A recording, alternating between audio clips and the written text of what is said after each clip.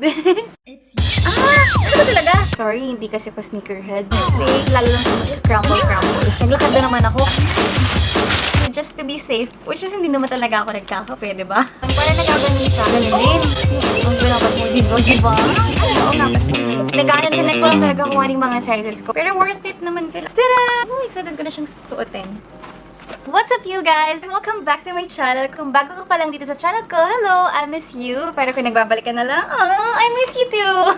And today, i-share ko sa inyo ang aking October favorites. Ito yung mga napamili ko ng mga October or yung mga binigay nilang items sa akin ng October. Para sa akin, sobrang special ng October na to sa akin kasi especially sa aking shopping side kasi parang na-release ko yung Shopaholic in Me ngayong October. So, very excited akong i-share sa inyo kung ano ba ang mga napamili ko ngayong October or kung ano yung mga nabigay sa akin ngayong October. So, let's get started!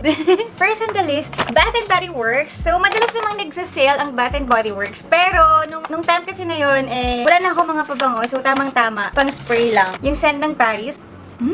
Meron din yung Velvet Sugar. So, parang napansin ko parang halos lahat ng mga nabili ko mga perfume is mga sweet ang dating. At saka itong Cherry Blossom na walang takip. Walang takip. Bakit? Maraming discount ba to kapag walang takip? Nung magbabayad na ako sa counter, kasi sabi ko, eto lang ang bibilin ko. Tsaka yung mga kandila. Kaso pagdating ko sa counter, nakita ko rin itong mga mist na to. So, Rose. Tsaka yung 1,000 Bells. Ayun, mabango din. Tapos, syempre, since adulting period na tayo, bumili ako ng mga kandila. Nilagay ko na sila sa kandilaan ko. Pero ito, Flamingo Beach. Tsaka, bumili na ako ng kiwi. Ito siya, guys. Ginamit ko na kasi siya. Tada! Ito, yung Aloha Kiwi. May kiwi. Sabi ko, bakit hindi amoy lemon? Kasi pala, passion fruit pala to? Ano ba talaga? Sabi, Aloha Kiwi, pero passion fruit. So, ini-imagine ko naman, lemon ang smell niya. Pero kiwi siya, tapos passion fruit. Ewan ko. Tapos, so, the next day, actually, kasi dapat mamimili kami ng ng sapato sa Foot Locker kasi buy two, get one. So, ang plano namin, bibili kami ng Air 1? Jordan A1, Air Force 1. Sorry, hindi kasi ako sneakerhead. So, bibili dapat kami ng shoes sa Foot Locker kaso walang available size na para sa amin. So, hindi kami nakabili. So, pagkatapos noon, the next day, pumunta ako ng office, nadala ko yung sasakyan ko. Kailangan ko mag-buy. Okay. Kailangan ko magpunta ng mall para sa Uri the Money. Nagpunta ako sa Uri the 1 minute lang, natapos na nila yung pinapagawa ko. Or mga 6:30 pa lang yun. Sabi ko, anong gagawin ko dito sa mall? Sayang naman. Ang pinagtaw ko kung uuwi na agad ako. So, nagtingin-tingin lang ako, guys. Dapat pupunta lang ako sa Bath and Body Works kasi nga nakalimutan kong bumili ng... Ano nga ba nakalimutan kong bilhin din? Basta may nakalimutan akong bilhin. So, yun na nga. May binili nga ako. Tapos, habang naglalakad ako, guys, nakita ko yung Decathlon. Kasi nga nag-start daw ako mag-gym ulit. Every time na nagpo-protein shake kami, lagi lang akong nagsabaso. Nagbubuo siya kasi hindi ko siya nasa-shake well. So, ginagawa ko, nanghihiram lang ako ng shaker Kishin. Tapos, one time, ginawa ko, nilagyan ko ng mainit na tubig. Akala ko kapag nilagyan ko na siya ng mainit na tubig, ibig sabihin, mas madudurog yung protein powder. Hindi pala, para siyang naluto, tapos mas naging buo-buo yung protein powder ko. So, kung kayo dyan, sa mga beginners na umiinom ng protein shake, wag niyong lalagyan ng mainit na tubig kasi lalo lang siya mag-crumble. So, yun, nakapag-decide ako. And then, kung nagpunta ako doon, so, ito siya, guys. Sobrang simple lang niya. Kasi ang kailangan ko lang naman is shaker talaga ng protein shake. Shaker ng protein shake. Shaker ng protein powder ko. Hanggang 600 ml siya. So, halos dito lang naman yung nalalagay ko na inumin. So, okay na rin. Tapos, meron siyang stopper ng powder. Tapos, hindi rin siya nagli-leak kapag sinashake ko siya. So, okay na siya.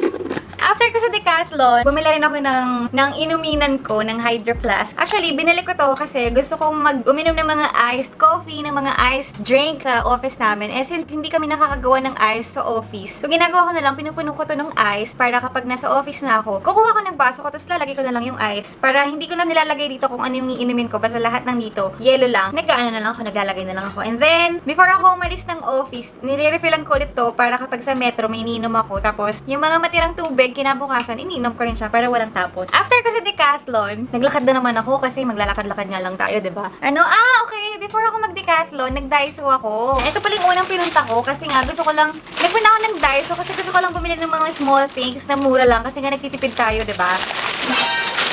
So, una kong binili, itong vacuum seal bag for blanket. Kasi nag-iisip ako kung ano yung best way para mag-store ng mga hindi ginagamit na mga blanket, mga comforter. So, bumili lang ako ng isa as a sample para ma-plan ahead ko kung ano yung gagawin ko dun sa mga blankets ko. Kasi sobrang, space eater bang tawag doon. Nakaka-consume siya ng napakalaking space sa kwarto, especially kung malit lang yung kwarto, tulad ko, diba? Bumili din ako ng,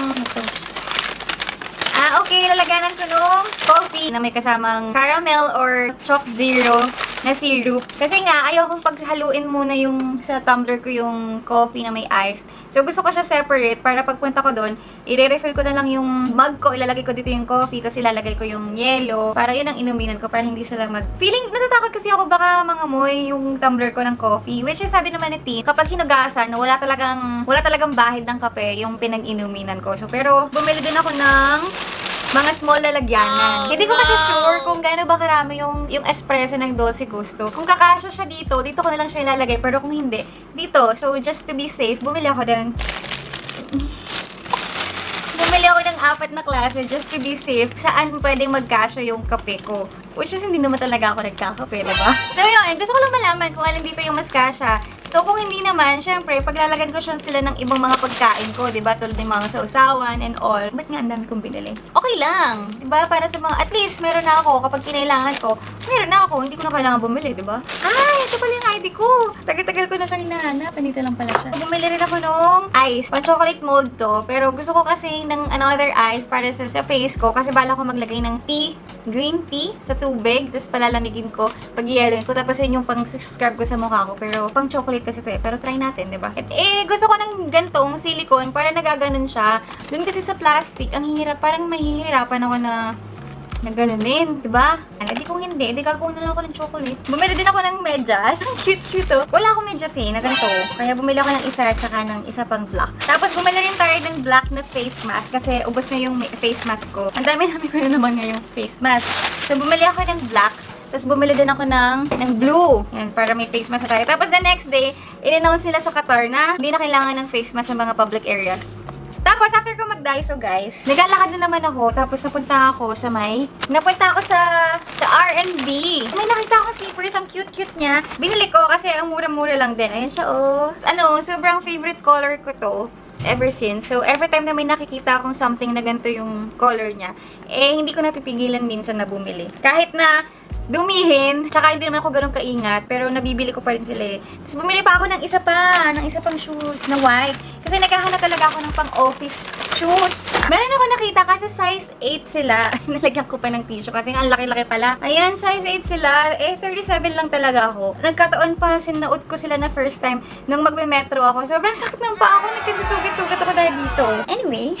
Tapos pala, bumili din ako ng Crocs. Nung bumili ako ng tumbler ko, tsaka nung Bath and Body Works, bumili rin kami ng Crocs. Aray, sakit ng ngipin ko. Nakagat ko yung ngipin ko. Natatawa sila kapag sinasabi ko nakagat ko yung ngipin ko. Nakagat ko naman talaga yung ngipin ko.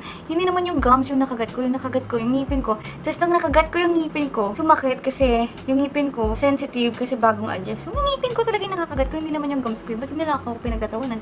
Hindi ko rin naman nakagat yung dila ko. Ang nakagat ko talaga, literal na ngipin ko. Yung, ang gano'n ko siya, na gano'n. Yung ko, ba nila ako pinagtatawanan? Ito yung nabili ko, guys. Meron siyang platform. Medyo madumi na siya rin. Kasi nagpunta kami ng Silan, ito yung ginamit ko. So, medyo mabuhangin pa siya. Ayan, super cute. Hindi ako naglagay ng anong tawag nila dun? Kasi may tawag sila dun eh. Something different, ganun. Hindi ako makapili kung anong bibilin ko eh. So, I made it plain na lang. Sabi ng pamangkin ko, si Princess, lagyan ko na lang daw ng sintas dito, sabi niya gano'n. Pero hindi ko na siya nagawa kasi sobrang tamad ko, 'di ba? Para mag-effort ng gano'n. Tapos guys, habang pauwi na dapat ako, tapos napunta ulit ako sa Foot Locker. Tinignan ko kung meron pang mga buy 2 get 1 items na mga shoes. Tapos nakita ko, ang dami mga murang shoes. So ang ginawa ko, nagpunta ako doon, tapos chinek ko lang talaga kung anong mga sizes ko. Pag may nakita akong size ko, kukunin ko na agad, tapos titignan ko yung kulay, tapos susukat ko. Tapos, kinuha ko na. So, nakatatlo yata ako nabili. Pero worth it naman sila kasi bihira lang naman ako bumili ng shoes. So, ito yung unang shoes na nabili ko. Sobrang comfy niya. Napaka-lightweight niya lang. Tapos, girly-girly. So, pinag-practice ko na siyang ipantakbo. Kasi iniisip ko kung pwede ba siyang pantakbo. Pwede naman. Yun nga lang, medyo malaki siya sa akin. Ang sabi niya, size 0.6.5 siya sa US. Pero size 38 naman siya sa France. Size 37 lang naman ako. So, hindi ko napansin. Sobrang pagmamadali ko na dapat pala size 37 yung kinuha ko. Tapos, meron pa akong binili, guys. Ang ganda-ganda. From New Balance naman siya. Itim din. Pero, lang siya. Cute lang siya. Ayan. Hindi ko kasi alam kung paano ko malalaman kung pwedeng ipantakbo ang isang sapatos. Ayan siya. Cute lang siya. Tapos, meron pa akong isa na nabili. Ito naman, Very me. Very Yula na to. Tadaan! Colorful, diba? Yun nga lang, mahihirapan yung stylist. Hindi naman siya mahihirapan. Super cute. Excited ko na siyang suotin. So, hindi ko pa siya nasusuot kasi iniisipan ko pa kung ano yung pwede kong isuot kasama nito. Bumili din ako ng belt. Ayan. Kasi nga, meron na akong dalawang black na belt. Pero parang hindi pa siya enough. Ayan, bumili ako ng something light para if ever, just in case na kailangan meron ako. So, kung curious kayo kung saan ko ito nabili lahat, nabili ko sila sa DFC. Tapos, ito naman, nabili ko sila sa Esdan Mall. Kasi naka 50% off yung Chili's sa may Esdan Mall last Tuesday. So, merong Bath and Body Works doon. Tapos, nakita ko, nakasale din yung mga maliliit na mga kandila. 15 reals lang. Kaya bumili na ako ng syempre 2 pairs para kasi buy 2 get 1. Mali, buy 1 get 1. So, bumili ako ng honeysuckle bouquet, tsaka ng lemon mint leaf. Tapos, bumili din ako ng sunwash citrus, tsaka nung aromatherapy. Ang cute nito. Ang bango nito. Aromatherapy. Parang, sabi ko na Pag mga aromatherapy, kasi therapeutics yung amoy nila. Pabili na naman ako ng mask. Ewan ko, kapag wala na akong isang item, ang nangyayari, nag-hoard ako. So, di ba bumili na ako ng blue, bumili pa ako ng black. Tapos, eto na, bumili na pa ako ng isa pang klase ng mask. Yung N95. So, 10 piraso siya sa isang box. Cute-cute kasi nakakapit siya sa mukha mong ganun. Bumili rin ako ng grocery items. Kasi dapat bibili ako ng air fryer. Kasi hindi ako makapag-decide kung anong bibilin ko. Kung yung small ba or yung 2.5. Kasi sa office lang naman namin gagamitin yun. So, ang iniisip ko, malit lang kasi yung space namin sa kitchen. Kung bibilin ko ba yung malaki, parang kakainin ba niya yung lahat ng space? Or kung bibilin ko ba yung maliit, baka naman mabitin kami sa mga niluluto kung maliit lang, 'di ba? So, hanggang sa hindi na ako nakabili at nakalimutan ko nang bumalik para bumili. Bumili ako ng sabon ko. Yung totoong sabon ko talaga is yung pomegranate. Yung mayroon siyang parang scrub siya, parang exfoliating na siya. Kaso wala. So, before, ayoko nitong cool kasi ang lamig-lamig niyang paggamitin kasi cool nga, 'di ba? Ako ayoko ng malamig na tubig. Pero recently kasi nagmamalamig na tubig na akong paligo ng I took the challenge na ito na lang yung kunin ko. Hindi ko lang bakit hindi na ako nakakakita ng ganung pomegranate na na flavor bang tawag doon. Pero okay lang, ayan. Hinahanap ko yung antibacterial sa mga soap para hindi tayo mga muy mabaho. Tapos bumili rin ako nito ng scrub, exfoliating scrub. Hindi ko naman siya ginagamit, pero yung nanay ko kasi kapag ginagamit niya ito, pumuputi siya. Yun lang, nakikibili lang ako. Bagong shampoo ko kasi paubos na yung shampoo ko, naiwan ko kasi yung shampoo ko sa Dubai, nung nagpunta kami sa Dubai. Nung nawala ako yun, may extra shampoo ako dyan sa bahay na same. So, bumili ako nitong isa. Tapos, yung conditioner, nag-change ako. Tinry ko lang kasi parang mabango. Wala akong mahanap na shampoo.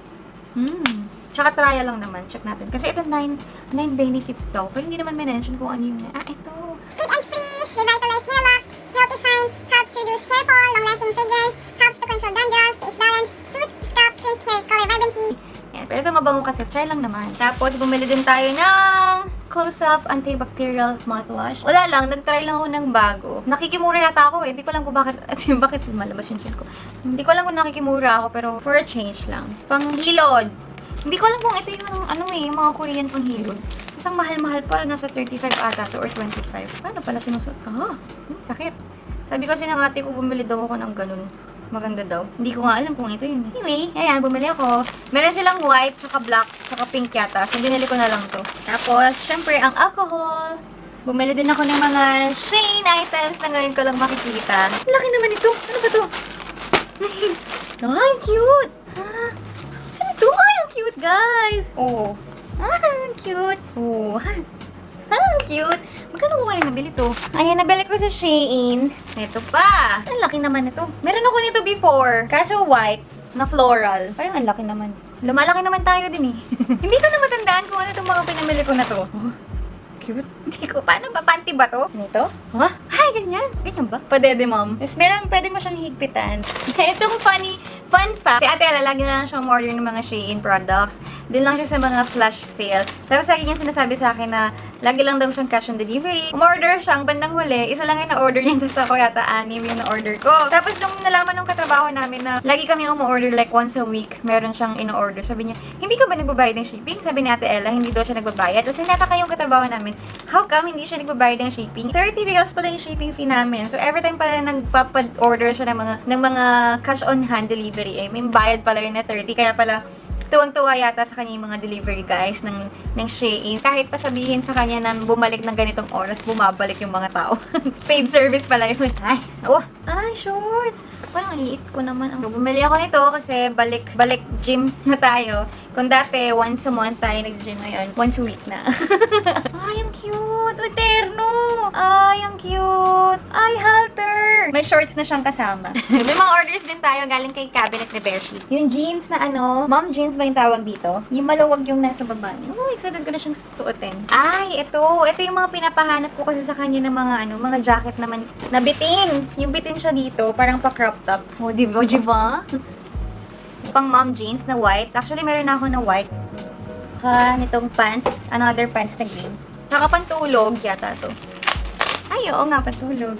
Tapos, binili rin tayo sa Sephora ng mga pangkilay. Kasi, ubos na yung pangkilay ko, tumigas na yung sa Browlies. Nagano na lang kasi ako parang brow soap. Tapos, yung mga pinanglaline ko, yun yung wala. So, binili ako sa Sephora ng dalawa.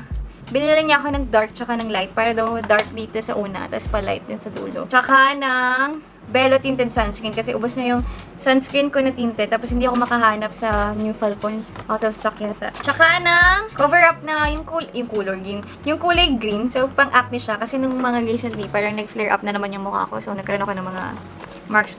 Yun yung mga items na meron tayo, mga October favorites o yung mga favorites of the month ko ng October. So maraming salamat sa panonood and sana one time makasama kita mag-shopping sa kung saan man merong sale. So thank you so much! Ingat po kayo palagi. Bye-bye! Nga pala, don't forget to subscribe, like, and share mo na rin itong video. Yun lang, bye-bye!